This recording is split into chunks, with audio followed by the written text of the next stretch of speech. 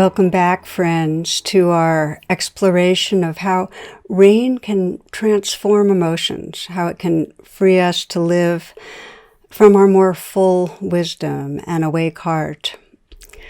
Albert Einstein, one of his most well-known quotes goes like this. He says, "We live in an optical delusion of separation, and that this delusion is a kind of prison for us, restricting our affections to just a few persons nearest to us."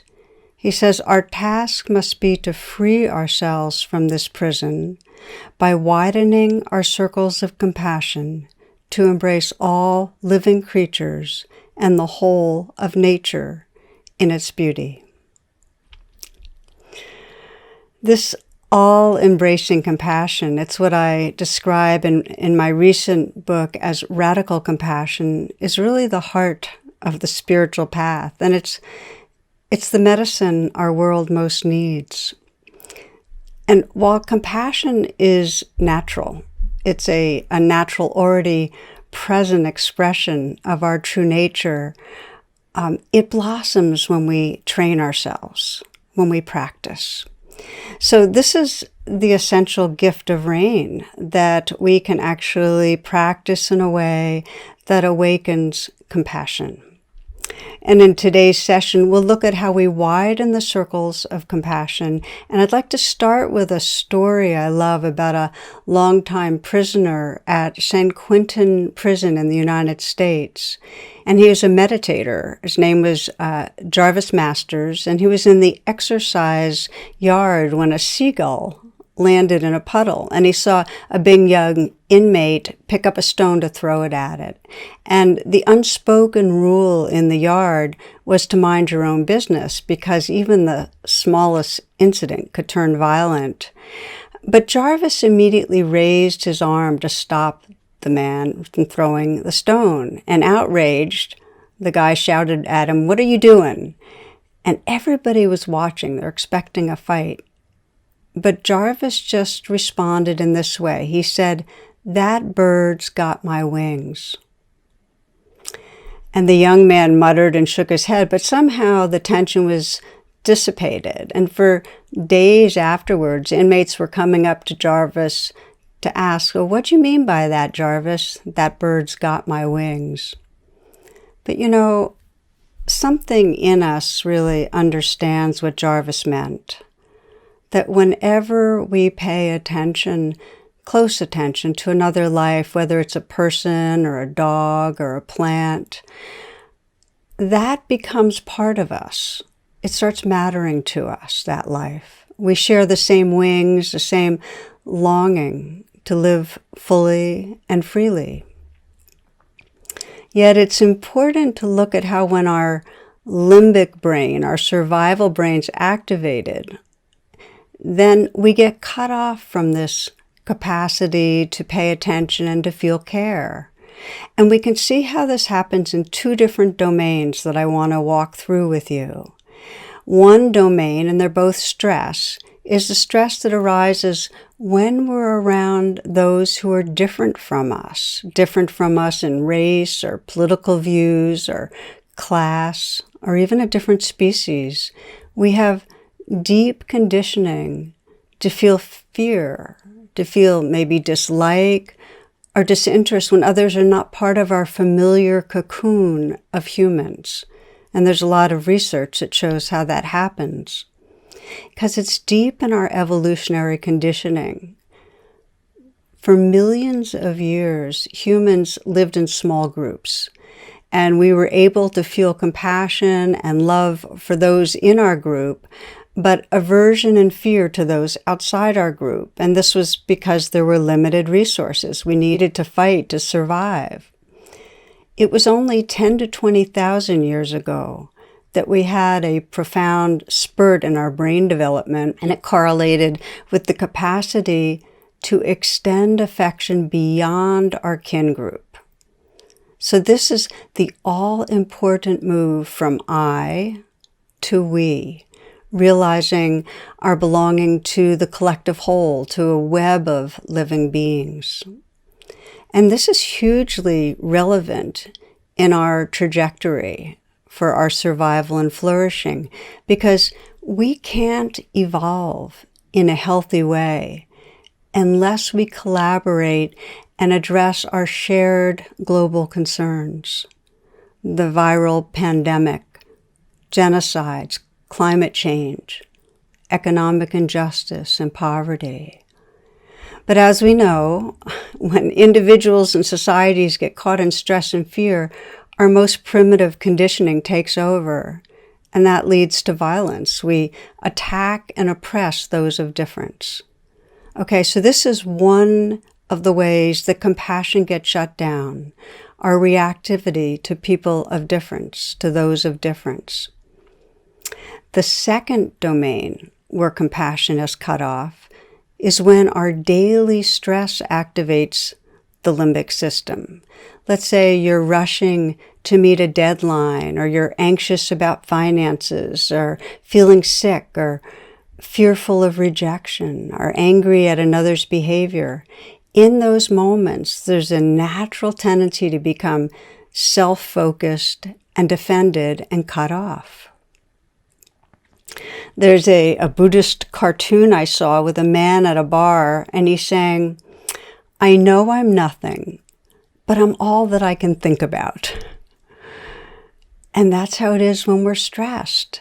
Mindfulness and compassion towards others diminishes. I mean, you might consider a recent time when you were under pressure, when you were busy, when you were preoccupied, and when you were with another person. And how present and empathetic were you in those moments? I know for myself, when I'm anxious about getting things done, or I'm worried about something coming up, I lose my sensitivity towards others. So, when we're stressed, our survival brain can take over and we're in a trance. Our mind narrows, our thinking gets rigid, our hearts become armored, and depending on the situation, others fall into one of three categories. Either they're perceived as an obstacle or a threat. For instance, somebody's making demands on our time, or they're judging us. Or they're perceived as a source of potential enhancement or gratification. They can give us approval or assistance or a raise in our salary. Or that person's unimportant to our wants and needs. From a Buddhist lens, others become objects of aversion, of grasping, or of neither, which leads to disinterest. But with any of these limbic reactions, they become an object. Others become unreal. We are cut off from their subjectivity, their vulnerability, their living human hearts. So this is our predicament. We have the capacity for compassion. It's our potential. It's intrinsic to our Buddha nature. But our conditioning to get hijacked by the limbic brain cuts it off. Now, of course, this is all developmental. As many of you know, self-centeredness it's a really natural part when we're younger in our developmental growth, and that, over time we also get trained by our society and our families to be more attentive to each other. I heard a story of a group of young children on a school trip, and one went up to the bus driver and handed the bus driver some peanuts. And the bus driver thanked the little girl and thought to themselves, "Oh, how caring. The children thought I was hungry." Well, it happened again. The little girl came up and offered another pile of peanuts. And again, the thank you. But when it happened the third time, the bus driver said, "Oh no, you children enjoy them. You keep them." And the little girl responded, "Oh, but we just want to suck the chocolate off of them." So it's entirely natural as we grow up that our motivations are mixed in dealing with others. And as we develop, it's possible to shift from that self-centeredness to we. So let's look now together at how rain can help us cultivate our compassion. And the training that wakes up compassion has two basic elements. And the first element is a mindful opening to suffering. In other words, allowing ourselves to be touched by suffering. And this happens during the recognize, allow, and investigate parts of rain. The second part of the training is to actively respond with care, and this happens during the nurturing. So we'll look at that, but I want to remind you that there's after the rain, which is after those 4 steps of rain. We rest with what has emerged, and during that time, there's a neural integration of an enlarged sense of being. In other words, the state of compassion can more and more become a trait of compassion, more enduring. Okay, let's look closer at our primary challenge to cultivating compassion, and that is our basic conditioning to pull away from pain. So compassion means to feel pain. We have to open to the pain, but we're conditioned and habituated to pull away from pain. So it takes an intentionality.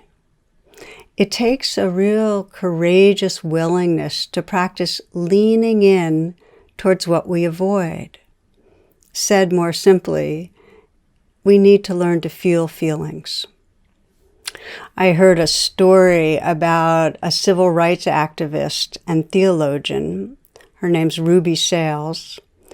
And she was getting her hair done early one morning, and the hairdresser's daughter came in. She had spent the whole night on the streets hustling. So she had sores on her body, and she'd clearly been on drugs. And Ruby thought to herself, ask her where it hurts. So that's what she did. She said to the young woman, Shelley, where does it hurt?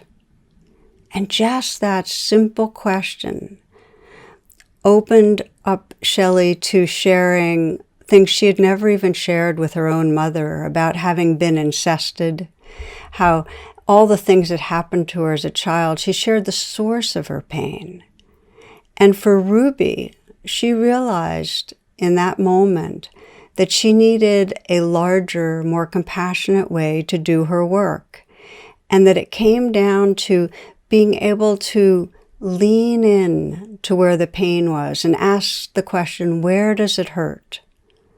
Now, that doesn't mean when we're with somebody else, we actually say the words out loud, but it means that we're interested and open to being in touch with their hurt. In order to open ourselves to others' vulnerability, we need to be intentional in this way. We need to turn towards the pain, to be asking a question, what's it like being you? What's it like being you? So, my friends, this is central as we bring the rain meditation to others in our life. And let me now explain how rain wakes up compassion with a story. I had one friend who directs a health clinic, and she was concerned about a nurse who was regularly at the center of conflict. Others complained that this nurse was edgy and oversensitive and defensive. And one day my friend had her own experience of that when this woman responded to a patient's complaint by blaming someone else. So my friend knew she needed to talk to her, but she wanted to do it with kindness and skill. So the night before they met, she practiced rain. And I'm sharing this story because you can practice rain before you engage in situations where you know you want to have access to your heart. So she practiced the night before, and she practiced the R of rain, recognizing this woman's behavior, her appearance, her expressions of irritation, and then allowing with a mindful presence, just letting that all be there, not judging, not looking away. And then she began investigating with her own inner inquiry. Well, what's it like being you? That question. And this helped her sense into the woman's pain, into the woman's insecurity, her feelings of deficiency, of not belonging, and how her hostility was actually covering over that vulnerability. That brought her to the N of rain, nurturing, and she nurtured by imagining that woman and her vulnerability right in her own heart and extending care, letting this woman be more real to her. So the next day, when she went to talk to her, she approached this woman with real curiosity and care. And something in that presence came across, because after asking a few questions about the woman's life, she got a much deeper sense of the challenges she was living with. She was a single mom on the edge of the poverty line, and she had all these fears of not managing, not making it, and then a resentment towards those who had it easier, who were more privileged. So before the meeting ended, my friend said to her, it sounds really hard. I appreciate how much you're carrying. It must be very difficult. This nurse teared up. You see, her deep need was for that pain to be understood and felt by another. The expression of care is true medicine. It reminds us of our belonging, so she felt more belonging. Mother Teresa has said that our great suffering is forgetting our belonging to one another. And rain gives us guidance in how to reconnect with our hearts. It deepens our attention so we can see more clearly what's going on within ourselves and within others. Let me now share with you some of the common difficulties people have in the process of trying to cultivate compassion. Many people ask me, well, how can I feel compassionate towards this other person if how they're acting is bringing up judgment in me, or maybe hurt or anger? It's helpful to think of compassion as widening circles that include the world, but that the life right here, our own hearts, are right at the center. And if there's inner reactivity, we need to start there. We need to always come back to our own feelings of reactivity if we're going to be able to bring compassion to other people. I'll give you a few examples. I had one student who had a teen, about 16 years old, who was struggling with his own insecurity and acting out with drug use. And before this man could respond to his son, he had to bring rein to his own feelings of anger and fear. Once he could hold them with a deeper presence, then he could sense how his son was having a hard time, how he was anxious and insecure about his future. And he could talk to him in a way that didn't come from blame and didn't create defensiveness. Another person had an elderly parent who was very lonely and also very demanding and critical.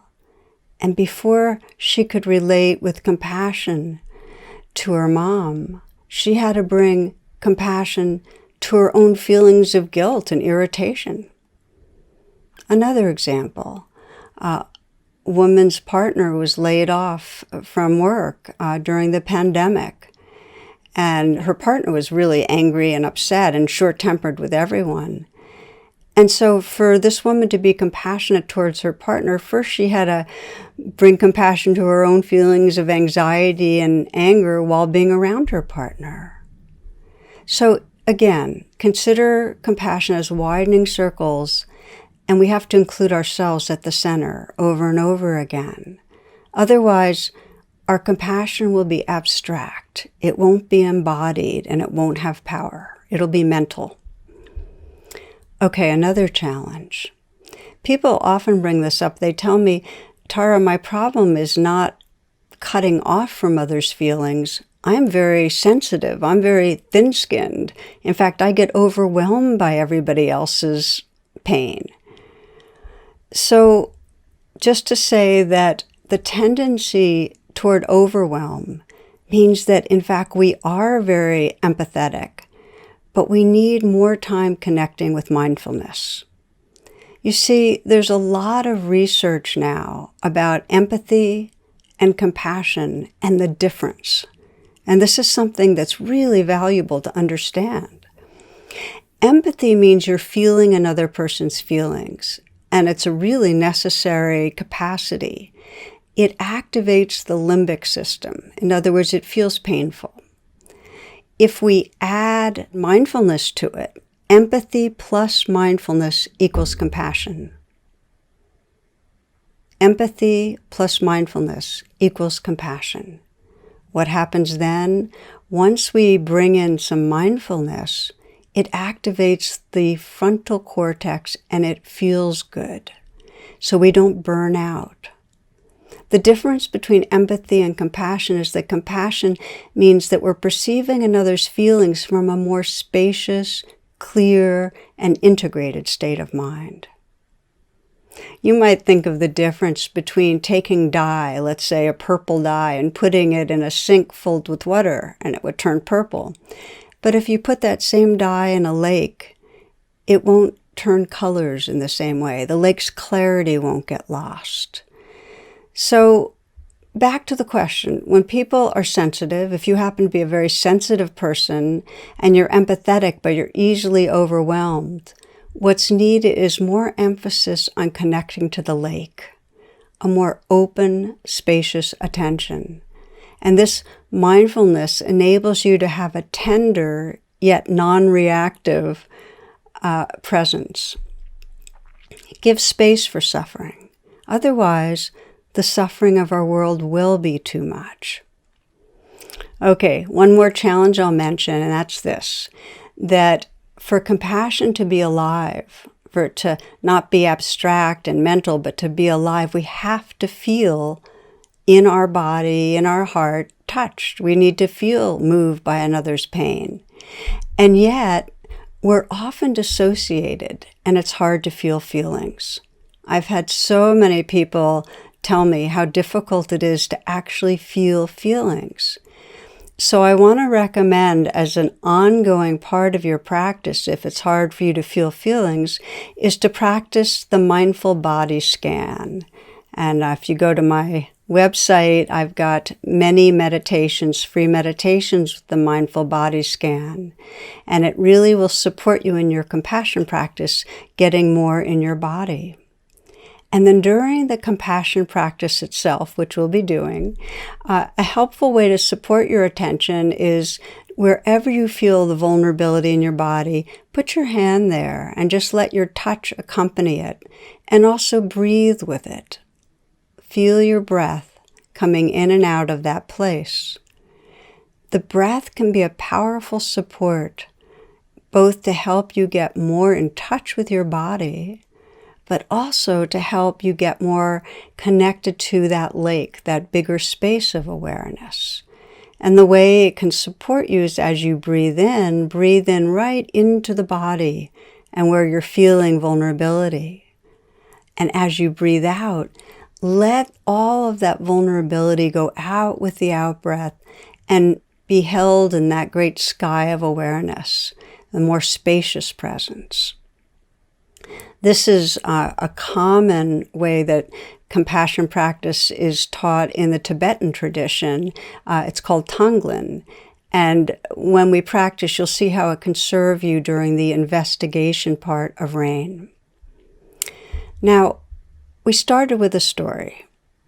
That bird has my wings.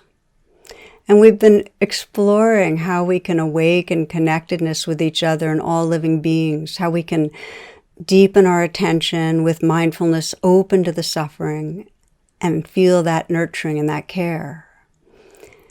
As mentioned, a universal obstacle is that when people are very different from us, we tend to cut off the compassion. We revert to that primitive brain, and they become unreal others.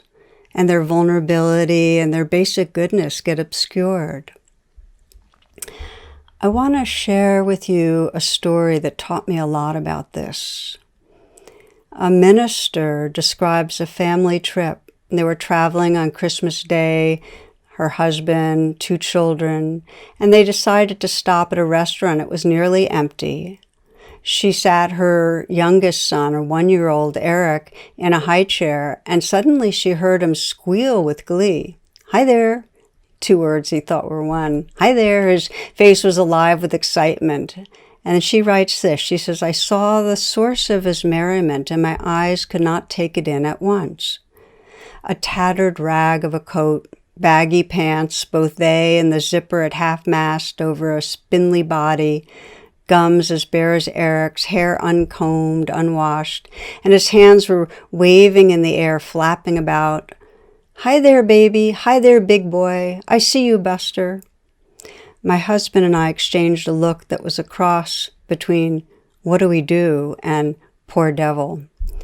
Eric continued to laugh and answer, 'Hi there.' Every call was echoed. This old geezer was creating a nuisance with my beautiful baby. I shoved a cracker at Eric and he pulverized it on the tray. I whispered, 'Why me?' under my breath. Our meal came and the nuisance continued. Now the old bum was shouting from across the room. 'Do you know patty cake? Attaboy! Do you know peekaboo? Hey, look, he knows peekaboo.' We ate in silence, except Eric, who was running through his repertoire for the admiring applause of a Skid Row bum. Finally, we had enough. Dennis went to pay the check, imploring me to get Eric and meet me in the parking lot. I trundled Eric out of the high chair and looked toward the exit.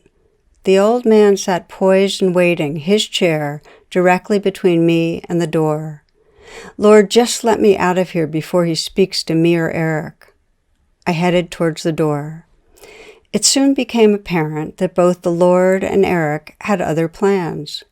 As I drew closer to the man, I turned my back, walking to sidestep him and any air he might have been breathing. As I did so, Eric, all the while with his eyes riveted to his best friend, leaned far over my arm, reaching with both arms in a baby pick-me-up position. In a split second of balancing my baby and turning to counter his weight, I came eye to eye with the old man. Eric was lunging for him, arms spread wide. The bum's eyes both asked and implored, "Would you let me hold your baby?" There was no need for me to answer, since Eric propelled himself from my arms to the man's.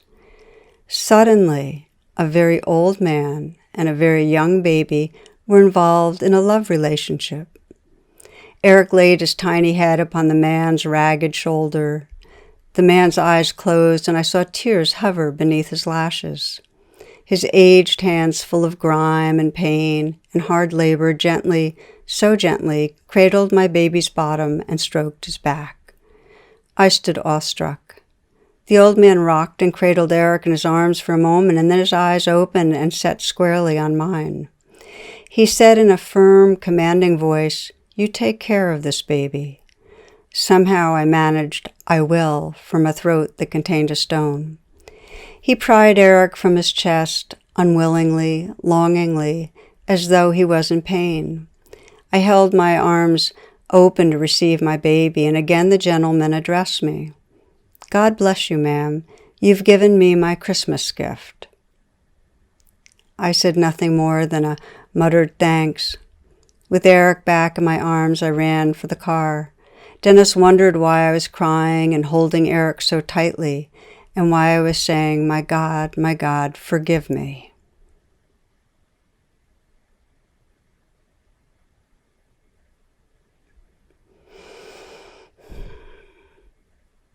So whether it's due to our differences in class or race, or gender, ethnicity, religion, even those of us most dedicated to being awake and compassion, we're conditioned. We have unconscious biases, feelings of superior or inferior. We have a way of continually creating caste systems, hierarchies, and unreal others everywhere on earth. I mean, right now you might ask yourself honestly, am I able to see that bird has my wings in all humans, in non-humans? This is our spiritual potential, and it's our great evolutionary task as humans to wake up out of that habit of separating, out of superior, inferior, and to really sense the gold, sense that sacredness that's shining through all beings. You know, our human brains have accomplished so much, but they're also responsible for so much cruelty within our species and towards other species, to the extent of threatening to destroy our home, this earth. It's only by awakening our caring for all living beings, including our living earth, that will then act in ways to protect and to heal. So this is the essence of the Bodhisattva path, the path of awakening beings, to call forth our reverence for life. And the hopeful news is we can train our hearts and minds in ways that bring this about. We can create the world that we believe in. So we'll practice now awakening compassion for others with rain. And please know as we do that this is a life practice. At home, at work, it takes courage, it takes patience, and real acceptance for the ways that we habitually push away other people's pain. And yet you can trust that as you step forward on this path, you're actually manifesting the truth and the goodness of who you really are. What helps, remember that you're not alone. You're joined by countless others who long to know our connectedness and to long to have our lives be really an expression of love in action, bringing love into our world. So my friends, before we practice, I want to thank you for your attention. It's really been a pleasure to explore how meditation can be a medicine for our times and to introduce you to the practice of rain. And it's been a delight to join those in South Korea and beyond in this wonderful conference. I wish you all blessings as you continue on the path. And now for our final practice, awakening compassion with rain. I'd like to invite you to sit in a way that allows you to be relaxed, at ease, and also alert.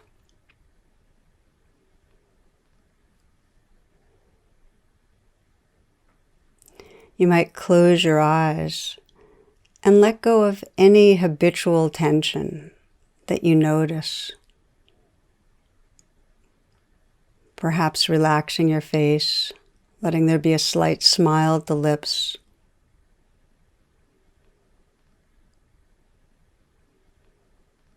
Letting the shoulders fall away from the neck. And feeling inside the shoulders, maybe sensing a dissolving, an ice to water melting. And then water to gas.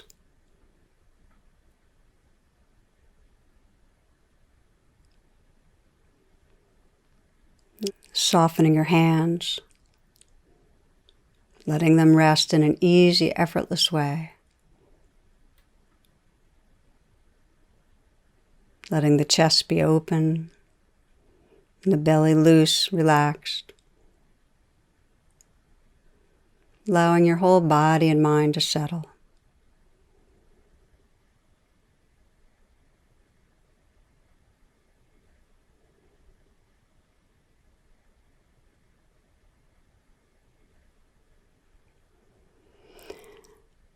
Now take a few moments to scan through the people you regularly encounter in your life.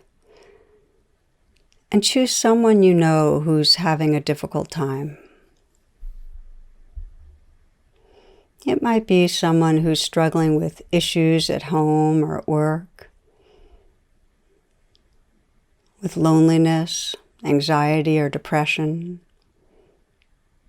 maybe with health challenges or financial struggles,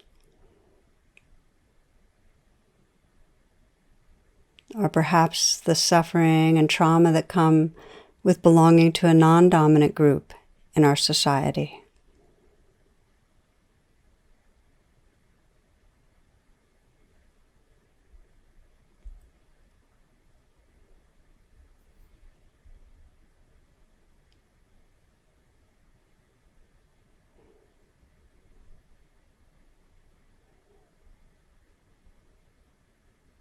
Once you have this person in mind, take a few moments to sense your intention to deepen your compassion towards them.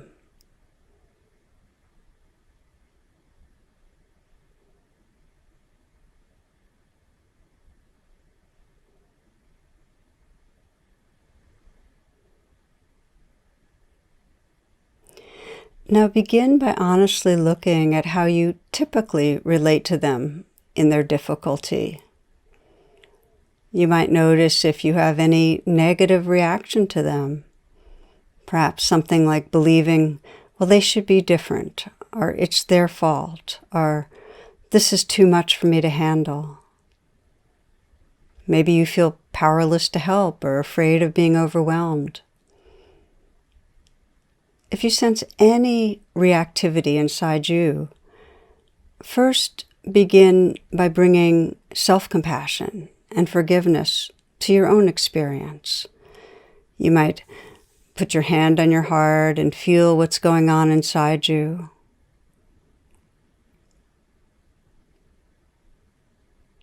And send kind of a warm energy to wherever you feel vulnerable or reactive. Perhaps some silent words or message of care to yourself.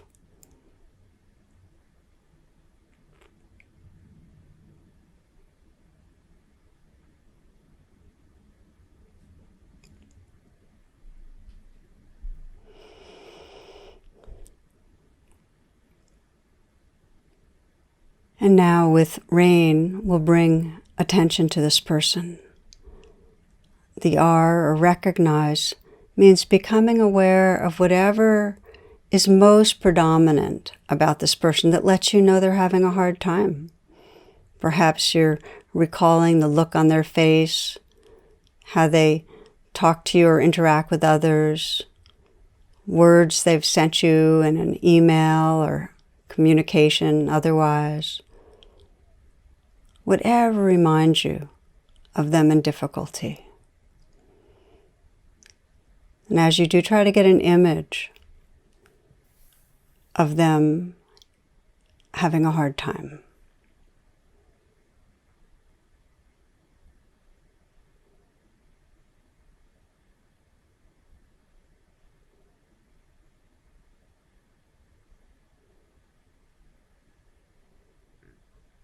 So recognizing this person in difficulty and allowing what you see to be there.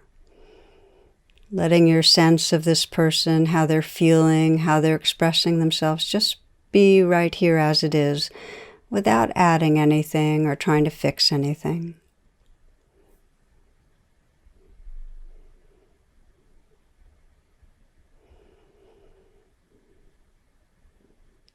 And we begin to investigate with gentleness and interest, exploring what's it like being you?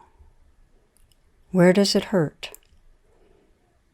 And you might deepen your attention as you sense this kind of inquiry and wonder about this person. Well, what are you believing about yourself or your life that's causing pain? Perhaps they're believing that they're failing in some way, that they're unworthy, unlovable.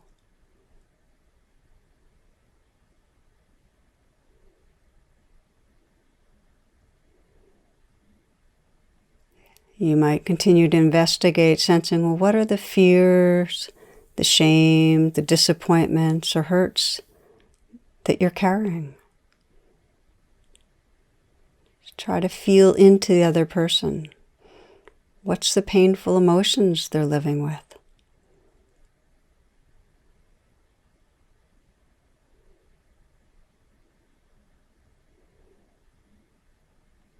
It helps if you visualize them close in, see their eyes, see the expression on their face when they're having a hard time.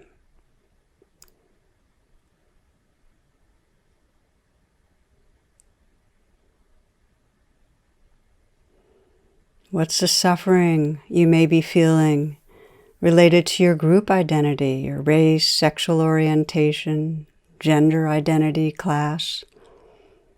Is there a feeling of not belonging in some way?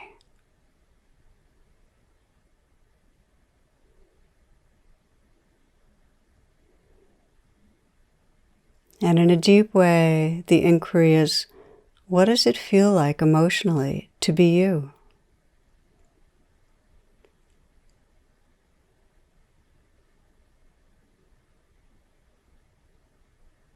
And as you feel into that, letting your body be awake and open, you might sense what it is that this person most needs to experience right now. What would be healing? Is it a feeling of safety? A feeling accompanied? A feeling loved? Valued?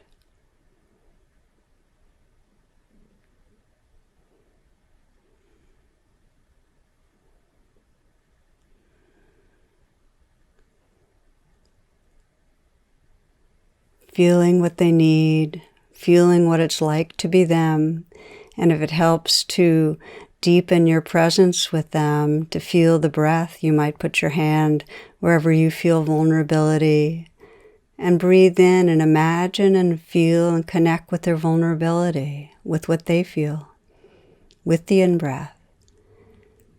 And then breathe out and let that vulnerability out. Let it be held in that open space, the sea of awareness, to the whole field of a listening, caring presence. So breathing in and feeling touched by another's pain.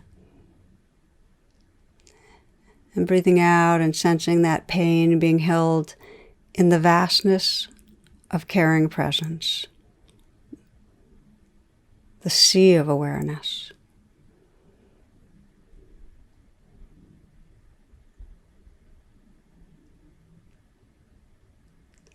And sense that your being can inhabit that open heart space, that sea of awareness. That they're a wave within you. As you begin to nurture, as you begin to send your care to them, offering some message of kindness, what you feel might be most healing. You might mentally whisper, "I'm sorry, and I love you." Or, "My heart is with you." Or, "May you be free from suffering." Whatever care you offer, imagine this person receiving and benefiting from your care.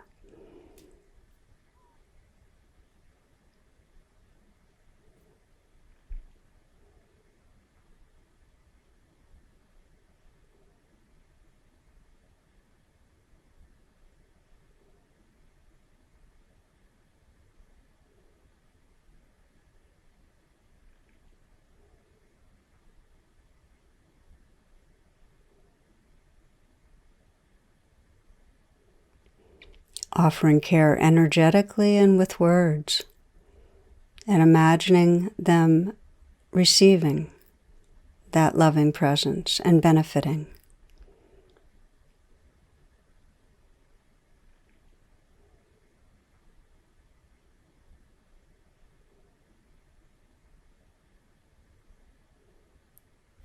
And now take a moment to imagine all those who are suffering in this same way, all those who are feeling fearful, who are feeling separate and lonely, or who are feeling upset and rejected,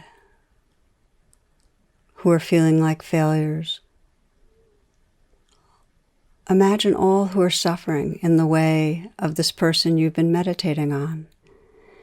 And sense your spacious open heart including them all, like an ocean including all the waves, holding with care. Notice how there's room.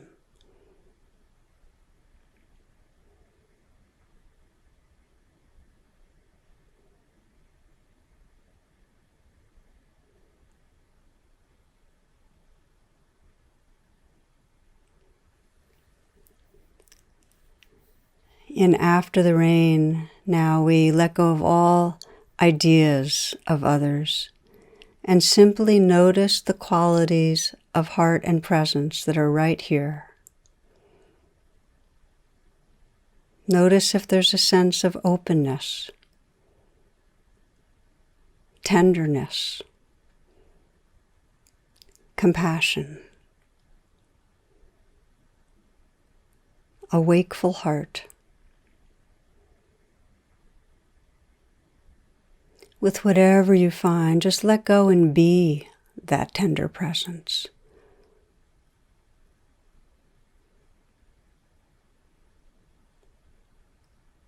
Getting familiar with this awake and tender heart, this space of loving, as it's more the truth of who we are than any stories we tell ourselves.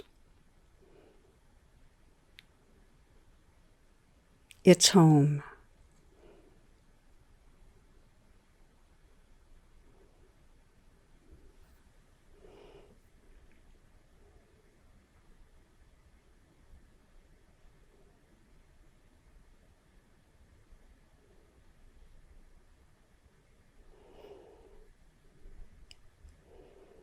And before ending the meditation, you might imagine next encountering this person with an increased sensitivity and care and presence. Notice what it's like.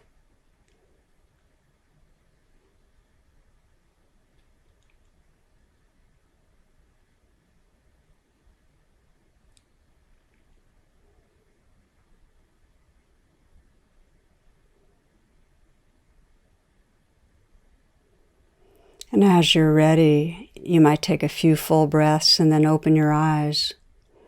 And then if you feel inclined, please journal about what is challenging and what you are learning from this compassion practice with rain.